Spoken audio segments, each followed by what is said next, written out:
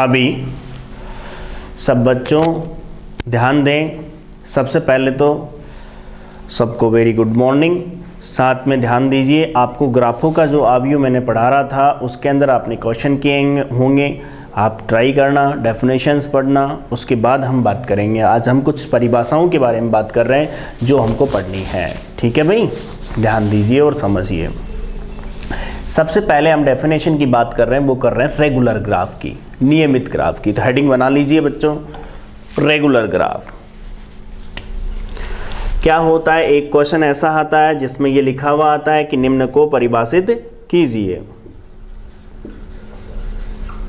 Regular graph, जिसे हम क्या बोलेंगे, नियमित ग्राफ। हेडिंग बना लीजिए नियमित ग्राफ, और इसकी परिभाषा क्या होती है इसको लिखें। बनाइए हेडिंग, लिखिए डेफिनेशन। यदि किसी सरल ग्राफ g बराबर b, ई में यदि किसी सरल ग्राफ g बराबर v, ई में प्रत्येक शीर्ष की कोटि समान हो, प्रत्येक शीर्ष की कोटि समान हो में प्रत्येक शीर्ष की कोटि समान हो। मतलब सिंपल सी बात है कि जो ग्राफ होगा आपका उसके अंदर वो क्या होगी कि जो प्रत्येक शीर्ष है उसकी जो कोटि होगी वो क्या होगी, इक्वल होगी। यदि ऐसा है तो क्या कहलाएगा, वो नियमित ग्राफ कहलाएगा। तो लिखिए, प्रत्येक शीर्ष की कोटि समान हो एक नियमित ग्राफ कहलाता है, एक नियमित ग्राफ कहलाता है।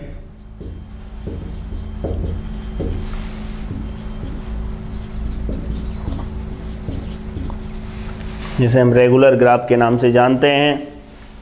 अब जैसे सपोज कीजिए कि किसी में k कोटि है प्रत्येक शीर्ष की, तो k नियमित ग्राफ होगा। जैसे एग्जांपल के तौर पे मैंने कोई एक ग्राफ ले लिया, ये ग्राफ ले लिया, सब बच्चे ध्यान देंगे। ये ग्राफ है आपके पास, ये लीजिए। अब आप इस ग्राफ के अंदर देखो, आप पहले तो प्रत्येक शीर्ष की कोटि कितनी है, 3 3 है ना। इसका मतलब इसे बोलेंगे क्या, 3 नियमित ग्राफ। ये विशेष रूप से ध्यान रखना, आपको कई जगह काम आएगा कि यदि किसी ग्राफ के प्रत्येक शीर्ष की कोटि समान है तो वो ग्राफ क्या कहलाएगा, आपका नियमित ग्राफ है कहलाएगा। आप इस ग्राफ को देखिए, इसमें कितनी कोटि है प्रत्येक शीर्ष की, 3 3 कोटि है कि नहीं है, बताइए। क्लियर है बिल्कुल। जब ऐसा है तो बताइए कि जितनी कोटि होगी, जितनी कोटि होगी उतनी कोटि का वो क्या कहलाएगा, नियमित ग्राफ कहलाएगा। तो इसी एग्जाम्पल को लिख लें।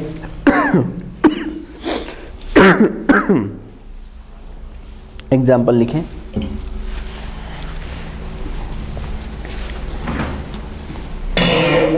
बीच में, हाँ नहीं नहीं नहीं, बीच में नहीं है, बीच में नहीं है, नहीं है बीच में, बीच में नहीं है, वो अलग बात हो जाएगी फिर। V1, V2, V3, V4 बात करूँगा ना, पहले लिख तो सही, अभी लिखो, आगे की बात आगे करेंगे।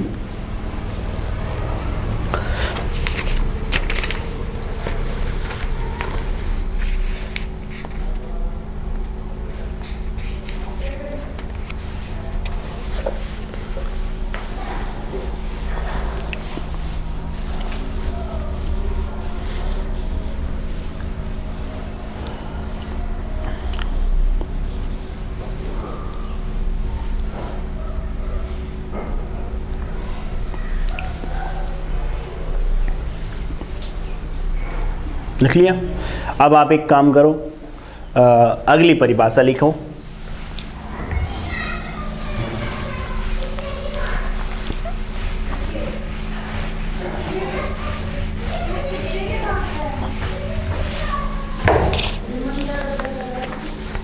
लिखिए पूर्ण ग्राफ, कंप्लीट ग्राफ,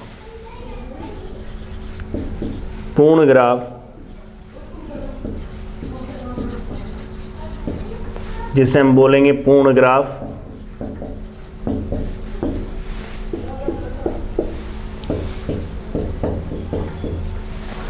पूर्ण ग्राफ, कंप्लीट ग्राफ। पूर्ण ग्राफ का मतलब ये होता है कि आप जैसे समझो तो कि दो भिन्न शीर्षों के मध्य यथार्थ मतलब उन शीर्ष युग्म के मध्य हर हाल में क्या होनी चाहिए, कोर होनी चाहिए। तो लिखिए सरल ग्राफ G बराबर B कोमा E, सरल ग्राफ G बराबर V कोमा E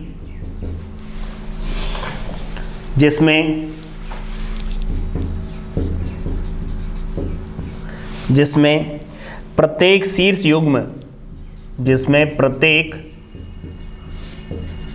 शीर्ष युग्म अर्थात प्रत्येक शीर्ष युग्म अर्थात शीर्षों के प्रत्येक युग्म के मध्य, अर्थात शीर्षों के प्रत्येक युग्म के मध्य यथार्थ है एक कोर होती है, एक कोर होती है, ऐसा ग्राफ पूर्ण ग्राफ कहलाता है। होती है तो पूर्ण ग्राफ कहलाता है। ठीक है, लिख लो आप चाहे, होती है तो एक पूर्ण ग्राफ कहलाता है।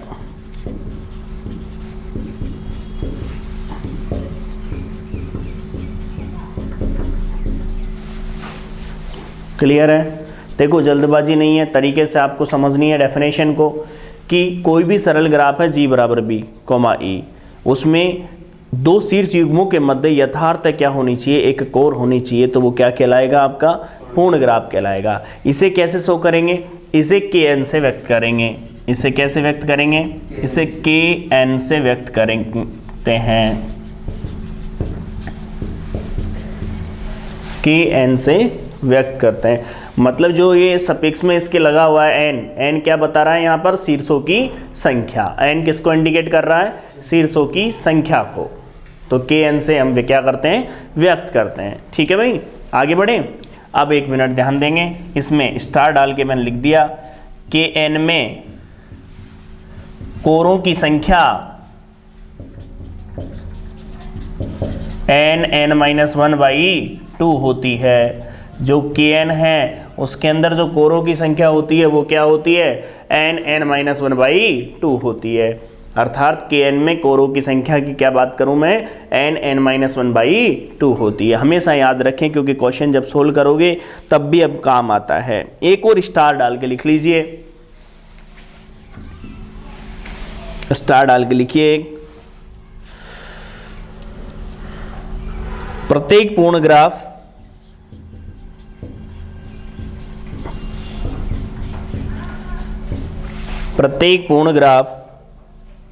एक नियमित ग्राफ होता है।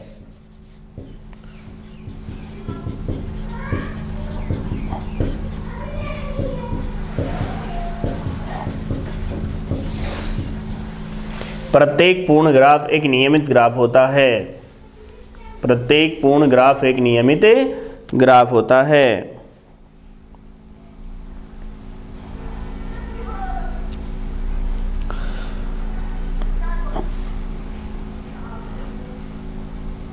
लेकिन एक चक्कर है, सुनिए, प्रत्येक पूर्ण ग्राफ एक नियमित ग्राफ होता है, लेकिन प्रत्येक नियमित ग्राफ एक पूर्ण ग्राफ हो जरूरी नहीं है। तो ये तो अपन ने छोटा सा लिख दिया एक पॉइंट कि प्रत्येक पूर्ण ग्राफ क्या होता है, एक नियमित ग्राफ होता है। इतनी आपको एक नंबर में डेफिनेशन आप लिखते हो तो इतना कुछ आपको लिखना है। एक छोटा सा एग्जाम्पल और देना है, ध्यान रखें। कोई भी एग्जाम्पल दे दिया, जैसे ये वाला एग्जाम्पल दे दिया हमने, ऐसा एग्जाम्पल याद रखो जो आपको याद रहे। ऐसा नहीं कि जटिल से जटिल एग्जाम्पल ढूंढो उसको बनाने की कोशिश करो, ऐसा नहीं होता, क्योंकि वो एक आपसे एग्जाम्पल मांग रहा है ओनली, तो आप एग्जाम्पल दे दीजिए उसमें। आप बताइए, इसमें आप खुद देख लीजिए ये क्या है, K3 है कि नहीं है, देखो आप कौन सा ग्राफ है ये, K3। अब चलो ठीक है, अपने फॉर्मूले को देख लेते हैं अपन। बताइए, कोरों की संख्या अभी पता चल जाएगी। कोरों की संख्या कितनी होगी, n(n-1/2 होगी ना। तो E बराबर शीर्षों की संख्या कितनी है, 3, 3। क्लियर है शीर्षों की संख्या।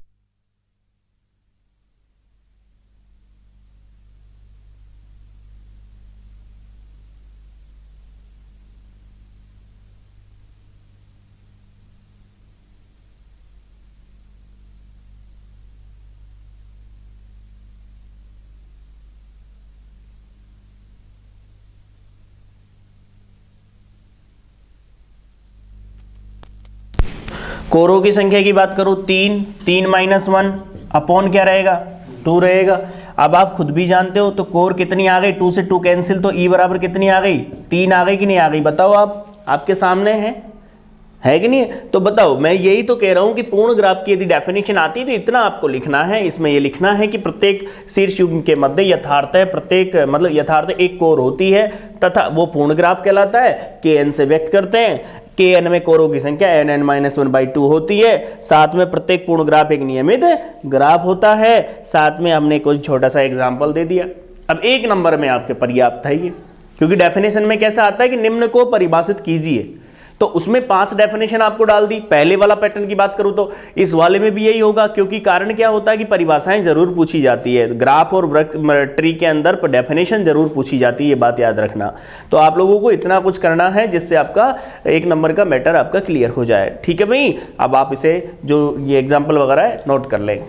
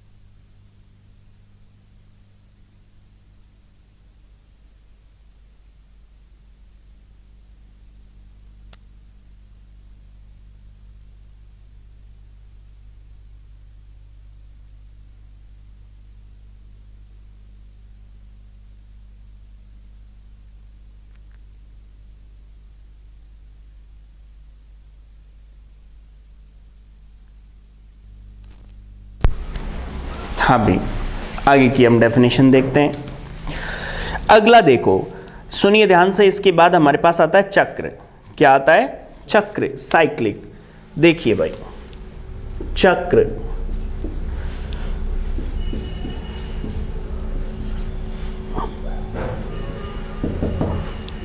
देखिए भाई और समझिए, बोर्ड पर ध्यान देंगे सभी। चक्र का मतलब क्या होता है?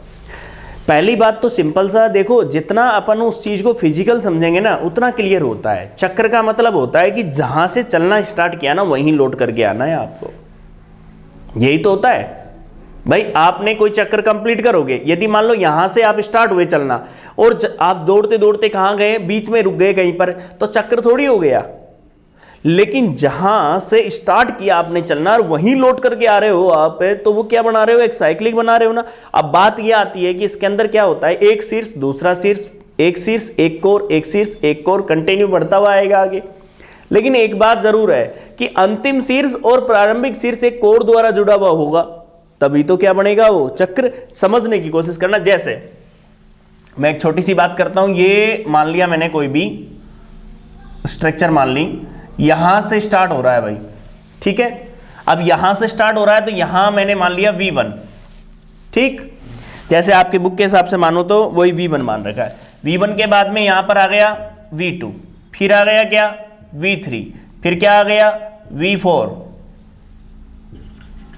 डॉट डॉट डॉट डॉट, यहां पर क्या आ गया Vn-1, यहां पर क्या आएगा Vn। अब आप देखिए ढंग से, इसको देखो ढंग से, मैं क्या बोलना चाह रहा हूं कि V1 V2 कोर, फिर V2 V3 कोर, फिर V3 V4 कोर, फिर डॉट डॉट Vn-1 Vn-2 जो भी होगी, फिर Vn और Vn-1 कोर, लेकिन लास्ट कोर क्या है Vn V1। तो क्या बन गया, साइक्लिक बन गया कि नहीं बन गया। तो पहले परिभाषा लिख लेते हैं और फिर उसके बाद हम बात करते हैं। तो देखिए, लिखिए सभी, सरल ग्राफ G बराबर V, E। ये बात इसलिए कहता है, एक बार वर्ड पर ध्यान दो, सरल ग्राफ। सरल ग्राफ क्यों कहा, यदि सरल ग्राफ नहीं कहता तो आप दिमाग लगा के देखो, यदि वो सरल ग्राफ नहीं कहता तो क्या होता, ये कह देता समांतर कोर हो गई, मान लो उसके अंदर तो चक्र बन गया, वो तो दो शीर्षों के मध्य बन गया चक्र, सीधा सीधा। बना नहीं बना बताओ। इसका मतलब सरल ग्राफ है तो क्या होगा, कोई समांतर कोर नहीं होगी, कोई लूप नहीं होगा। आपने डेफिनेशन पढ़ी है अच्छे से कि ना तो समांतर कोरें होगी समांतर उसमें सरल ग्राफ में, और ना ही लूप होगा। क्लियर है। तो देखिए, सरल ग्राफ G बराबर V, E, जिसमें स्मॉल n शीर्ष से V1 V2 dot dot dot Vn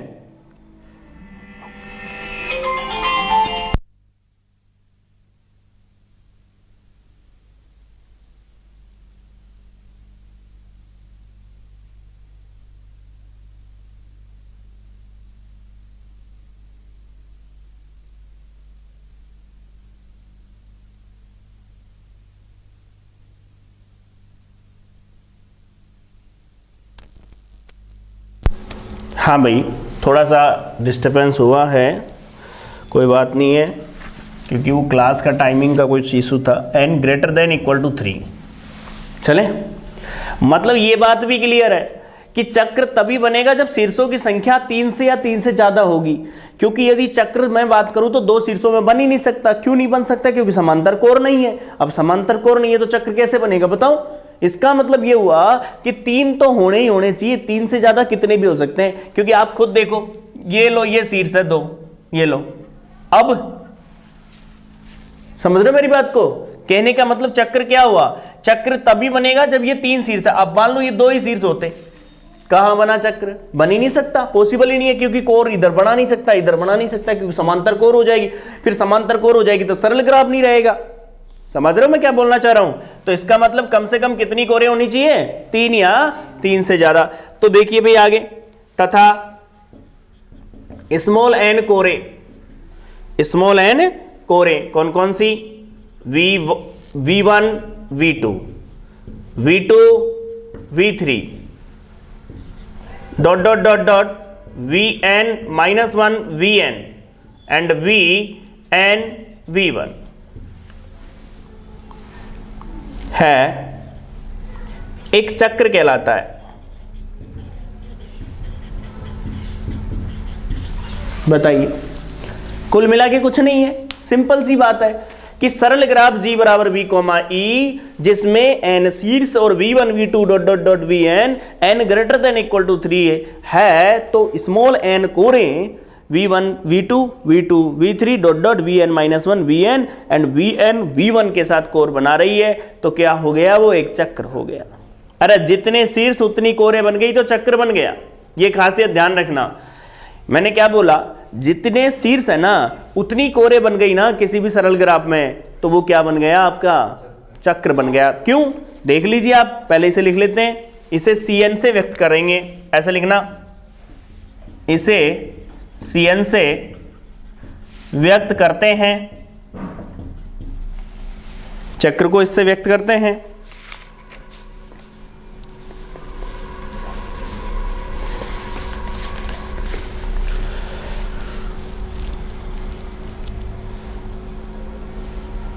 अब क्या बात कर रहे थे अपन, क्या चीज, हाँ मैं इस आपको समझा रहा था, इधर ध्यान दो सब बच्चे।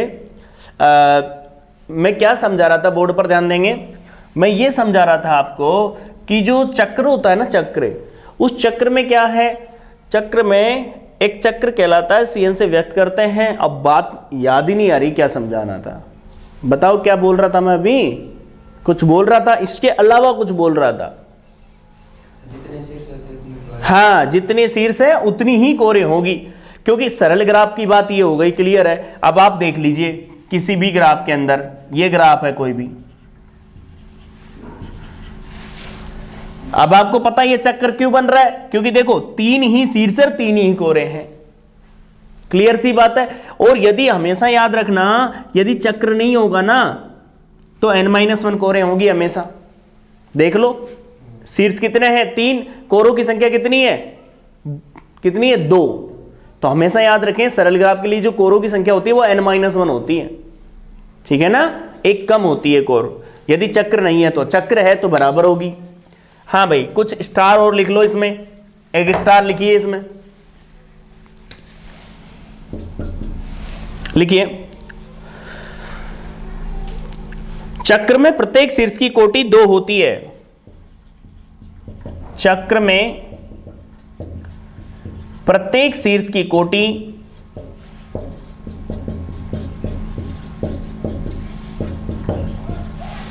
चक्र में प्रत्येक शीर्ष की कोटि 2 होती है।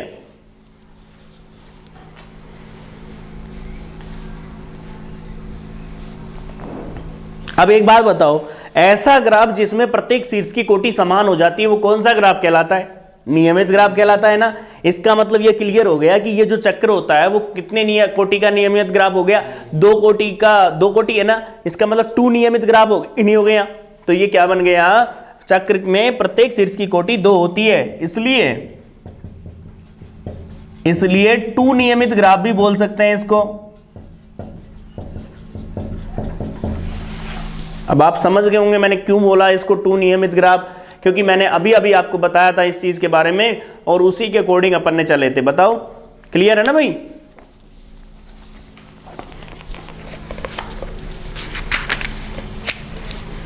देखो परिभाषाएं साथ के साथ आप पढ़ोगे, साथ के साथ याद करोगे तो बिल्कुल क्लियर है, क्योंकि तैयार तो करनी ही करनी पड़ेगी आपको डेफिनेशनों को, ठीक है भाई, क्लियर है। अब एक बड़ी डेफिनेशन लेते हैं, बाकी ऐसे माने तो एक और ले लो इसके अंदर। आपने जनरली देखा होगा, ये नोट कर लिया होगा ना आपने, ठीक है। अब आगे बढ़ते हैं अपन। आपने एक चीज देखी है, अब तो बंद हो गए वो, आप याद करो पुरानी वाली बात, बहुत पुरानी, जब रथ चलते थे, महाराजा जो युद्ध वगैरह होते थे उसमें क्या होते थे, रथ होते थे। रथ में क्या होता था, एक व्हील होता था जो पहिया बोलता है, उस पहिए को बनाया जाता था। तो किस हिसाब से बनाया जाता था कि जो चक्र तो होता ही होता था उसके अंदर, लेकिन एक अतिरिक्त शीर्ष भी होता था, बीच में शीर्ष होता था, और वो जो बीच वाला शीर्ष है वो प्रत्येक शीर्ष से कनेक्ट होता था। समझ रहे हो मेरी बात को। इसका मतलब ऐसा चक्र जिसमें एक अन्य शीर्ष हो और वो शीर्ष प्रत्येक शीर्ष से कनेक्ट हो, तो वो क्या कहलाता है, आपका व्हील कहलाता है। समझ में आ रही बात। जिसे हम हिंदी में क्या बोलेंगे, धुरीय चक्र। क्या बोलेंगे, धुरीय चक्र। तो हेडिंग बना लीजिए, अगली डेफिनेशन की हेडिंग बनाएं।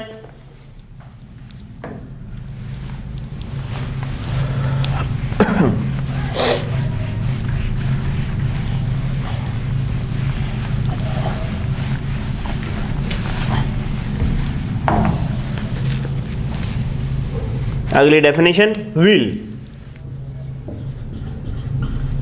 जिसे हम क्या बोलेंगे, धुरीय चक्र।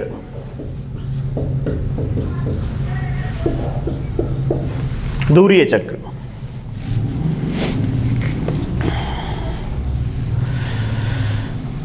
लिखिए, यदि किसी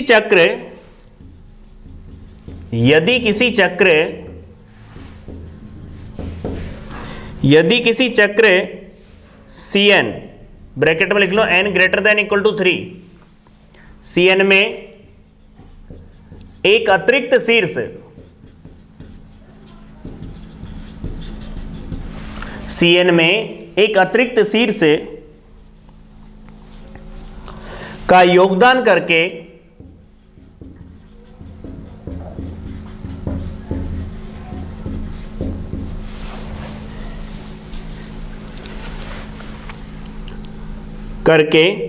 इस शीर्ष को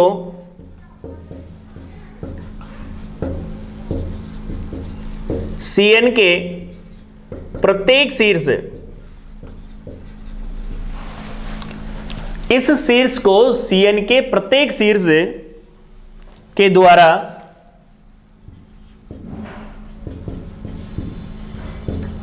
संबद्ध किया जाए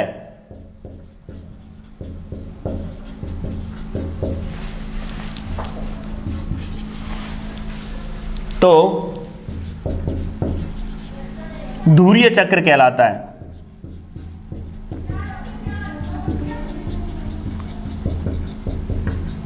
मतलब सिंपल सी बात है कि क्या होता है कि जो चक्र होता है ना, उस चक्र में एक और शीर्ष होता है और उस शीर्ष को चक्र के प्रत्येक शीर्ष से कनेक्ट किया जाता है। समझ रहे हो मेरी बात को? जैसे सपोज करो, छोटा सा एग्जांपल ले लिया मैंने, जो अभी लिया था हमने। ये कोई अपने मान लिया चक्र ले लिया। समझने की कोशिश करना, बिल्कुल इजी कंसेप्ट है। ठीक है भाई, चले। ये क्या है? V1, ये क्या है? V2, ये क्या है? V3। पहली बात तो चक्र है, ये जितने शीर्ष उतनी कोरें, चक्र बन गया सीधा। एक ही कहानी है चक्र की, जितने शीर्ष उतनी कोरें, तो चक्र बनेगा ही बनेगा। अब एक और बात सुनिए ध्यान से, एक अन्य शीर्ष का योगदान हो गया। यहां पर V कोई शीर्ष मान लिया। अब ये V शीर्ष क्या है? प्रत्येक शीर्ष से जुड़ा हुआ है। बात ये है यहां पर, ये लीजिए भाई, क्या बोला परिभाषा ने कि चक्र में एक ऐसा शीर्ष का योगदान है जिस शीर्ष से प्रत्येक शीर्ष को क्या किया जाता है? कोर द्वारा संबद्ध किया जाता है। तो वो क्या कहलाता है? एक धुरीय चक्र कहलाता है। बताइए कोई दिक्कत है क्या? और इसे किससे व्यक्त करते हैं धुरीय चक्र को? WN से। इसे WN से व्यक्त करते हैं। एग्जाम्पल लिख लो, और ये आपका इसको ये भी लिख लेना कि इसे WN से व्यक्त करते हैं। छोटी छोटी बातें हैं बिल्कुल, यदि आप लोग समझो तो।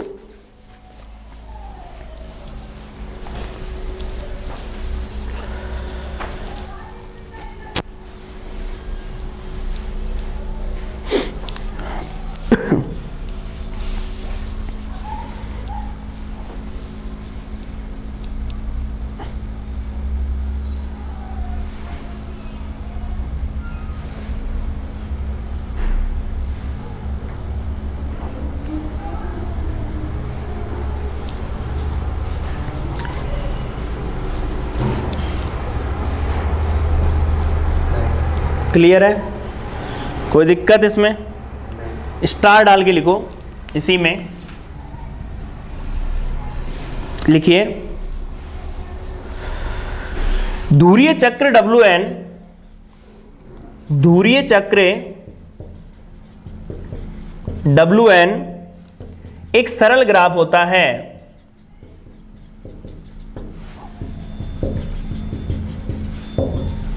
जो धुरीय चक्र आपका WN है वो क्या है? एक सरल ग्राफ होता है। क्लियर है?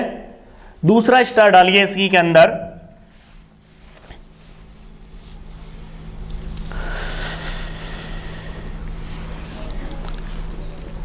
धुरीय चक्र में, धुरीय चक्र में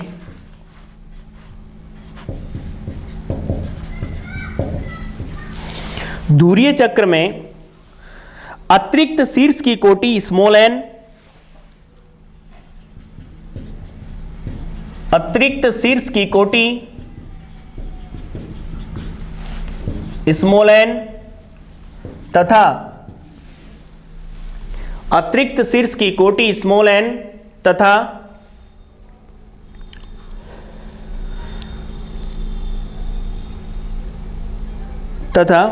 प्रत्येक शीर्ष की कोटि 3 होती है, तथा प्रत्येक शीर्ष की कोटि 3 होती है।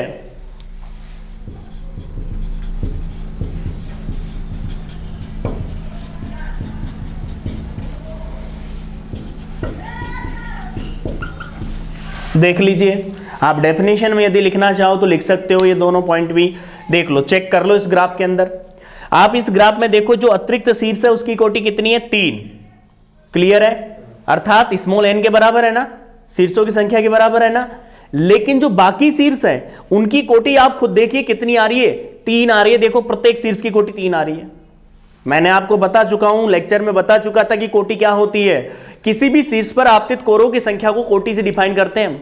कितनी, अब जैसे इस पर आया है हम V1 V पर, इस B पर बताइए कितनी कोरें आपतित हो रही है, 3 कोरें आपतित हो रही है, इसलिए क्या हो गई, इसकी कोटि 3 हो गई। मैं V1 की बात करूं तो कितनी, 2, इसमें बात करूं यहां पर तो कितनी है, 3 है, इसकी 3 है, इसकी 3 है। अब ये तो क्या है मैं बताऊं आपको, इसमें एक बात बिल्कुल क्लियर है कि स्मॉल n के बराबर है। क्या बोला गया कि अतिरिक्त शीर्ष की कोटि तो स्मॉल n है और बाकी सबकी क्या होगी, 3 होगी। क्लियर है। अभी एक और एग्जांपल लेता हूं मैं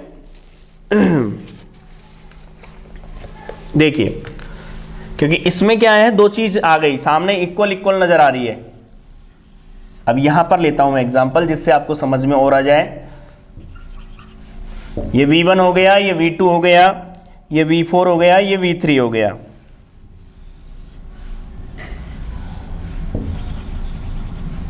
ये V हो गया। अब आप खुद देखिए, मैं आपसे पूछना चाह रहा हूं, इस अतिरिक्त शीर्ष की कोटि कितनी है, डिग्री ऑफ V की कोटि कितनी है, 4, लेकिन बाकी की कोटि बता दो कितनी है, 3। ये कहना चाह रहा हूं मैं आपसे कि जो अन्य शीर्ष होगा उसकी कोटि तो कितनी होगी, 3 होगी, मतलब स्मॉल n के बराबर होगी।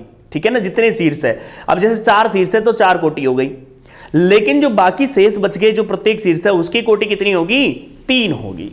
क्लियर है बिल्कुल। तो आपको मैंने बताया क्या कि धुरीय चक्र क्या होता है, इसके बारे में मैंने आपसे बात की। क्लियर सी बात है, कोई डाउट नहीं होना चाहिए इसके अंदर। ठीक है, अब मैं आपको 2 मिनट पूरी चीजें रिवाइज करवा देता हूं। सबसे पहले हमने क्या पढ़ा, सबसे पहले हमने पढ़ा कि ग्राफ क्या होता है। सबसे पहले हमने पढ़ा कि ग्राफ क्या होता है। संरचना G बराबर V, E एक ग्राफ कहलाता है यदि V तो शीर्षों का समुच्चय हो तथा E क्या हो, कोरों का समुच्चय, तो क्या कहलाता है, ग्राफ कहलाता है। बिल्कुल क्लियर सी बात है। फिर बोला गया कि सरल ग्राफ क्या होता है, ऐसा ग्राफ जिसमें समांतर कोरे और लूप उपस्थित ना हो सरल ग्राफ कहलाता है। क्लियर है, डेफिनेशन पूरी तरीके से क्लियर होनी चाहिए। फिर कहा गया मल्टी ग्राफ, मल्टी ग्राफ बोल दो चाहे बहुग्राफ बोल दो, दोनों नामों से पूछे जा चुके हैं क्वेश्चन। मल्टी ग्राफ भी बोल दिया और उसको बहुग्राफ भी बोल सकते हैं अपन। तो मल्टी ग्राफ ऐसा ग्राफ जिसमें समांतर कोरे तो उपस्थित हो लेकिन क्या उपस्थित नहीं हो, लूप उपस्थित नहीं हो, तो क्या कहलाता है, आपका मल्टी ग्राफ कहलाता है।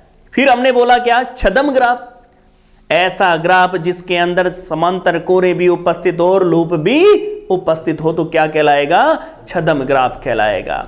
फिर आता है ग्राफ में किसी अवयव की कोटि। हम कैसे डिफाइन करेंगे, उस ग्राफ में उस अवयव पर आपतित कोरों की संख्या उसकी कोटि को इंडिकेट करेगी। बताइए कोई दिक्कत है इसमें।